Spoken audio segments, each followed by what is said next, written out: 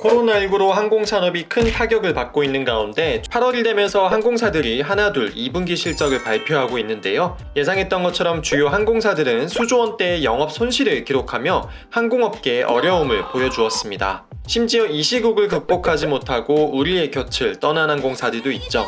반면 이 시국에 깜짝 흑자 전환에 성공한 항공사가 있는데요. 바로 대한항공과 아시아나항공입니다. 대한항공은 2분기 재무제표 기준 매출은 작년 대비 절반 수준을 기록하였지만 영업이익과 당기순이익은 오히려 흑자로 전환했다는 것을 볼 수 있습니다. 이와 같은 대한항공의 깜짝 실적은 화물 덕분이었습니다. 화물 매출은 작년 2분기 대비 약 95% 급증하며 평소 전체 매출의 20% 안팎을 차지하던 것이 2분기엔 70% 이상을 차지하게 되었습니다.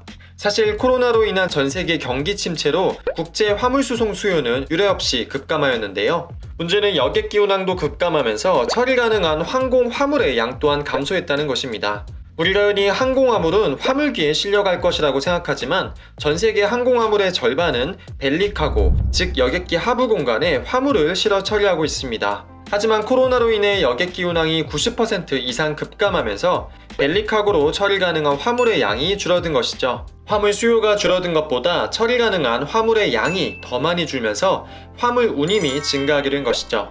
추가로 전세계 유가 하락과 항공기 운항 감소로 항공유 가격이 급락한 것도 화물 수송의 수익률을 끌어올렸습니다. 하지만 여기에 대한항공의 마지막 한 방이 있었으니 바로 기내 좌석에 화물을 실는다는 발상인데요. 대한항공은 지난 6월 11일 사상 최초로 승객 좌석에 부착해 화물을 운송할 수 있는 가방인 카고 시트백을 도입하여 화물을 운반하고 있습니다. 텅 빈 채로 항공기를 운행할 바에 화물이라도 실겠다는 전략인 거죠.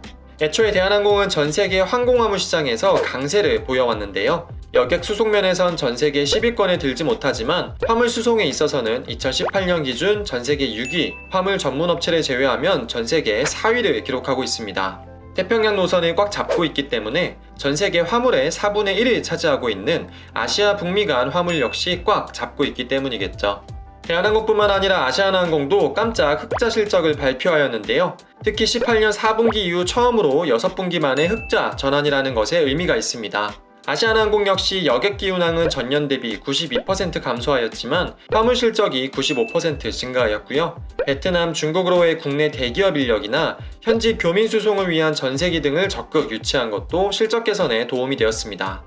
네, 여기까지가 주로 기사를 통해 보도가 되고 있는 깜짝 흑자 실적의 비결이고요. 근데 조금 더 깊게 살펴보면 또 하나의 비결이 있더군요. 바로 직원들의 휴직 처리를 통한 인건비 절감입니다. 대한항공은 앞서 말씀드린 것처럼 화물 실적에서 선전하였지만 여객 실적이 워낙 안 좋아서 전체 영업수익 자체는 크게 감소하였는데요. 그럼에도 불구하고 흑자가 난 건 비용을 더 많이 줄였기 때문입니다. 수익이 44% 감소하는 동안 비용은 무려 50% 줄여서 흑자를 만들어냈는데요. 영업비용 중에 가장 큰 항목이 연료비, 즉 기름값이고 그 다음이 인건비입니다. 앞서 말씀드렸듯 국제 유가 하락과 항공기 운항 감소로 연료비는 약 6,400억 원이 감소했습니다. 그리고 인건비, 작년 2분기 대비 한 분기 만에 무려 2천억 원을 줄였는데요. 전 직원을 대상으로 순차적인 유급휴직을 실시했기 때문입니다. 유급휴직을 실시하면 회사는 정부의 고용유지 지원금을 받아 최소 기본급의 7%만 부담하고 고용유지가 가능합니다. 하지만 이렇게 휴직을 실시하면 직원들 입장에서는 일감이 끊겨 당장의 생계가 어려워지고 특히 비행수당이나 해외 체류비 비중이 높고 기본급이 낮은 승무원의 경우 타격이 더 크겠죠. 게다가 정부의 고용유지 지원금은 1년에 6개월만 지원받을 수 있는데 최근 항공업계엔 2개월이 연장되긴 하였지만 결국 정부 지원이 끝나는 연말엔 무급휴직이나 구조조정 등이 실시되는 게 아닐지 우려의 목소리도 커지고 있습니다. 결국 직원들의 휴직을 통한 인건비 2천억 원 절감이 없었다면 올 2분기 대한항공의 흑자 전환도 없었을 테니 깜짝 흑자 전환이 마냥 축하할 만한 소식은 아닌 것 같네요. 회사의 생존도 중요하지만 직원들과 상생할 수 있는 방안이 마련되길 기원합니다.